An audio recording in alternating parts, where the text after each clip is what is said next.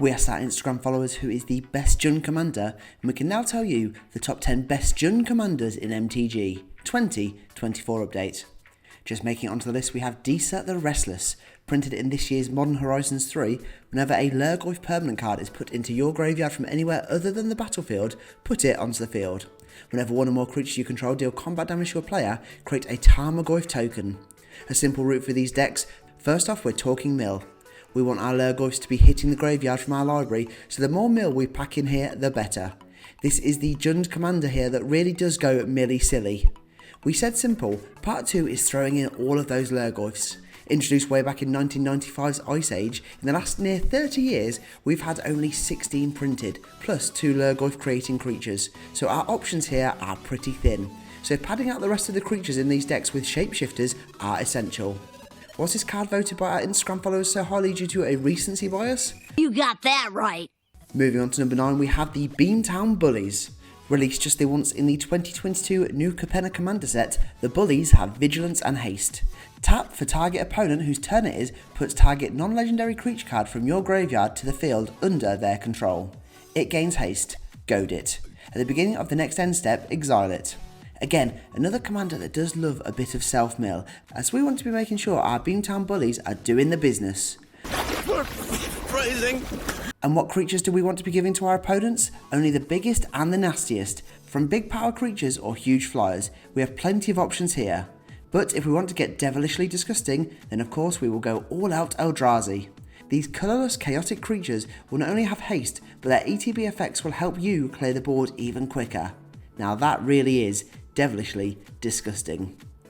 Bully. Bully! Bully! Yes, bully! Next on the list we have Agnes the Dragon's Lash. Another from 2022's New Capenna, this time at the main set.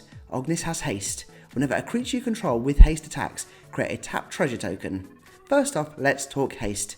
To get the maximum triggers from our Vicious Viashino, we want all of our creatures to have haste, or at least a handful of other cards or effects from creatures to give our creatures haste. From there, these decks really tend to lean into those treasures. Whether it's creatures creating us more treasures, those classics to double our treasures or more, the more treasures we make, the more value we're constantly creating for these decks.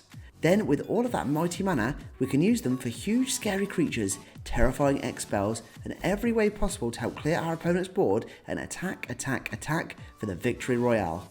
These decks basically turn into a mono-red aggro commander deck with a tiny bit of Golgari sprinkled in. And you know what? I'm not mad about it. Alright. In at number 7 we have Slimefoot and Squee. Printed in 2023's March of the Machine Commander set, when SNS, ETB or attacks, create a 1/1 Sapperling creature token. Pay 1 in JUND and sack a Sapperling, return SNS and up to one other target creature card from your graveyard to the field, activating only as a sorcery.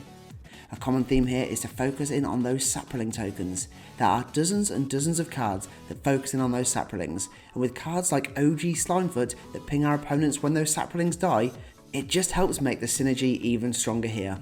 We're really doubling down, and if we throw all of the many ways to gain and drain when our creatures die, and with that aristocrat sacrifice style of play big in those SNS decks, we need all of the ways to sack our creatures, and even gain things such as more mana or extra recursion.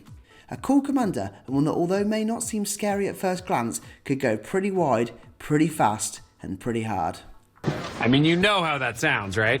Narrowly missing out on the top half, we have Prosh, Sky Raider of Care. Originally released in the 2013 Commander set, Flying Prosh says whenever you cast it, create X01 Kobold creature tokens named Kobolds of Carekeep, where X is the amount of mana spent to cast Prosh.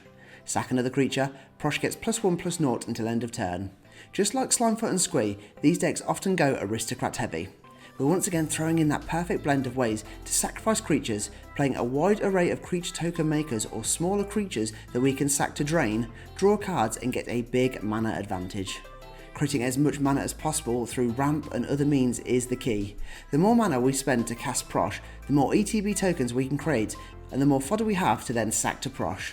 The circle of life. Finally, we have either big endgame creatures to finish off the board, or a big wide army that we can sack to our commander, get him nice and strong, and send our dragon flying over the sky for the win.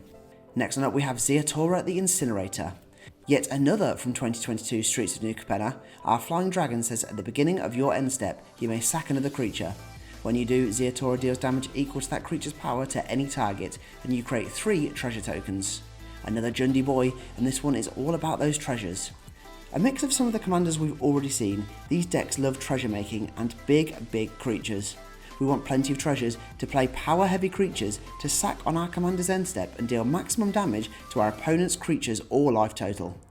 You best believe that we want as much ramp as possible with a 6 mana value commander and so many big spells to play. Can you just imagine sacking that Yargle and Multani on your end step and doing 18 damage straight to your opponent's face? You love to see it. He said it! He said it! Just missing out on the bronze medal spots, we have Yock of Scorched Thrash. From the great Commander Legends in 2020, Yock has Vigilance. A player losing unspent mana causes that player to lose that much life. Pay 1 and tap to give each player 1 of each JUND mana. The most unique and cool commander on this list, here you best believe we want to go Group Slug. The antithesis of Group Hug, we're throwing every card here that will punish our opponents whenever they do anything, most commonly targeted towards that mana. Punish them when they use it, and even better if we can find ways to give them mana to punish them even further when they lose it. Even better if we cast ways to not punish us for losing unspent mana. Lastly, these decks tend to go into those X spells. Why X spells? Because it gives us the best possible route to ensure that we are spending that mana wisely. One cool commander with lots of different playability. Feed me even more Commander Legends, please. For the third best commander, we have Lord Windrace. Released in the 2018 commander set, you +2 to discard a card, then draw a card. If a land card is discarded this way, draw an additional card.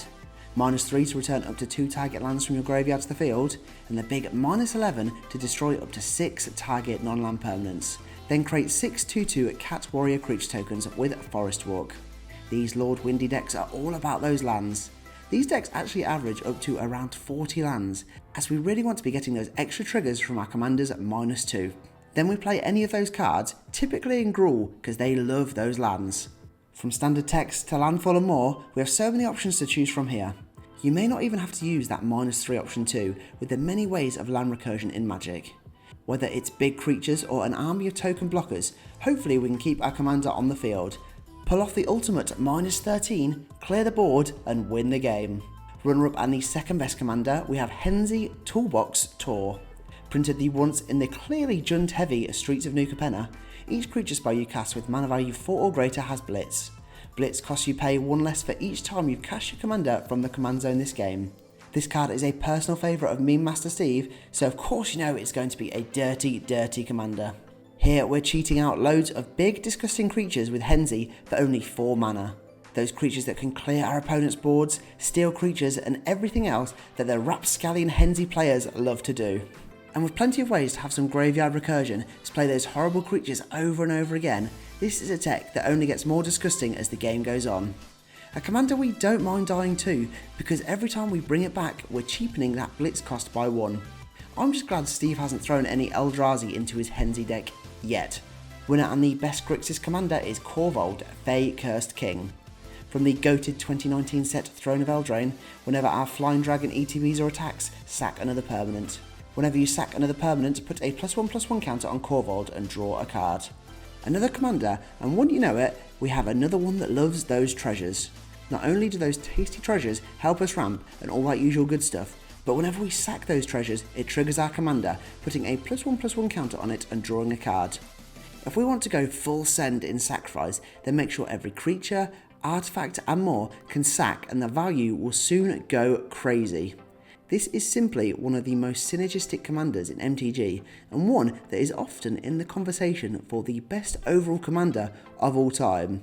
This is one that I would rightfully say is the best JUND commander in MTG.